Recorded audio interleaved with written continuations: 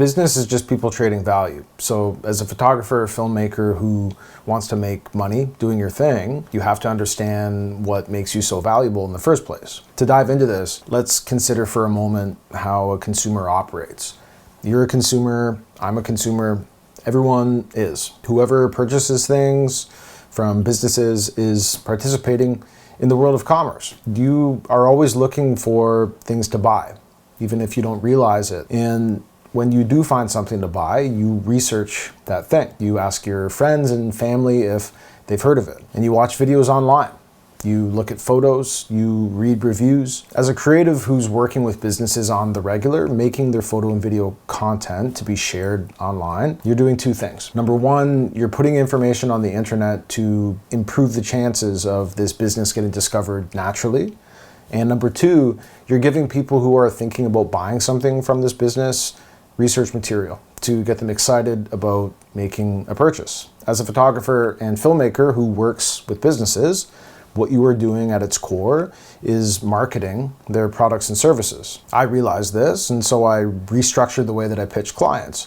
This has allowed me to maintain profits between $100,000 and $200,000 every year. And I want to teach you how to do the same. Let's start off with an analogy. Earl Nightingale had this metaphor for value that he called the wood stove analogy. Let's say that you want something, and let's say that this thing is more money from a client that you're currently working with. If you went to that client and said, I want more money, they would say, what's in it for me? This is the same as looking at a wood stove and saying, give me heat, and then I'll add the wood. This is obviously not how to get heat from a wood stove. You have to start the fire, and then you have to maintain it. But if you learn how to build a fire really well, and you practice building fires, you will be able to get a lot of heat really quickly. And that heat will keep coming as long as you keep throwing logs on the fire. The logs are the value that you reframe to your current clients. The heat from the fire in the wood stove is the profits that you bring into your business because of that value that you're adding. Following the wood stove analogy, meaning don't say, give me heat and then I'll add the wood. How can you get more profits out of a current client that you've been working with? Profits come in one of two forms. One is volume and the other is consistency. If you've been working with a gym, say, for a year or so on a one-off basis, and you want more volume from them and more consistency, you can pitch them in a multi-stage process.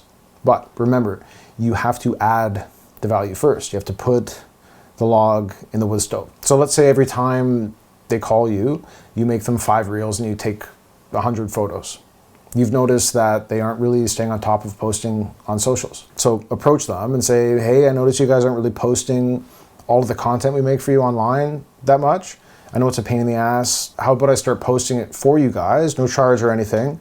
And then after maybe a couple of months, if you like the results that you're getting, you like how we're doing it, then we can talk about money. I did this with a construction company and they've become one of my longest standing clients. Now, after you've run their socials for a while, you can just take the average of the amount of time that it took you to be their feeds manager and attach a number to it. Put together a general service agreement for 1 year and then get it signed. Once that first year is up, maybe you notice something else that they're lacking in. Maybe their site is dated and it would be beneficial if there was a blog on it. Pitch them, finding a web developer to rebuild their site using this content that you've made for them, and then offer to write monthly blogs to them to help with their marketing. You can just use ChatGPT to brainstorm and help with the writing process. And you just keep stacking from there. After this phase of your growth is complete with this client, maybe you notice that they should be posting on Google. Maybe it would be wise for them to have an exercise-based podcast. Maybe they would benefit from having an online training program. You can infinitely add value to the lives of business owners, but you always need to be the one who initiates it. You need to start the fire, and then you need to keep it going. Again, this is something I've done with that longest standing construction company client, and I've repeated it over and over again with other clients as well. Moving on, it's easy enough to understand how to use this strategy of adding value to the lives of your current clients, but how can you do this if you're approaching new clients? Well, we can do the exact same thing. Once you reach a certain level and the proof that you help lots of other businesses is hopefully splattered all over the internet, all you need to do is start new conversations with new business owners. Give them your pitch and always give them something for free as a thank you for doing business together.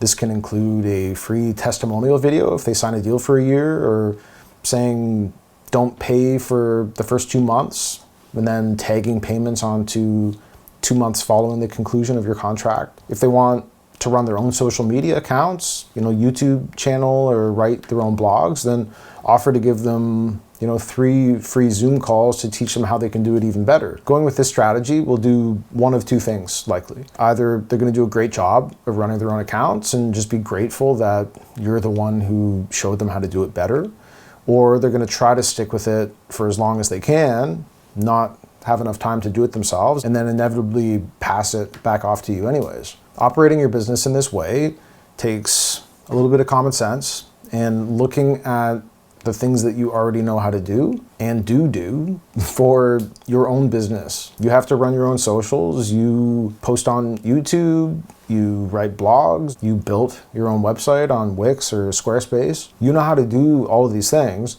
and even if you don't want to physically do them for other people, you can subcontract these tasks out to other creatives, collect payments from the client, and then distribute those payments accordingly. Taking your passion for photography and filmmaking from a humble pursuit to a full-blown creative agency is honestly easy, guys. It just takes looking for opportunities, offering value first, and getting really honest with yourself about the things that you already understand and why other people might find it valuable enough to pay you to do it. Remember the wood stove analogy. Don't say, give me heat, and then I'll add the wood.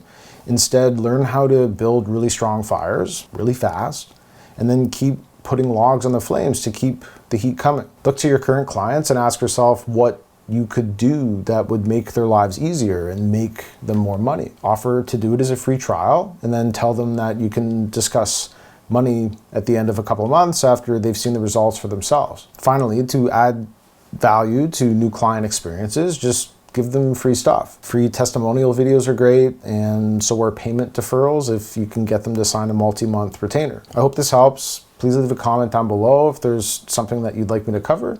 I'm Jay Ashcroft. This is the Ashcroft Method. Thank you.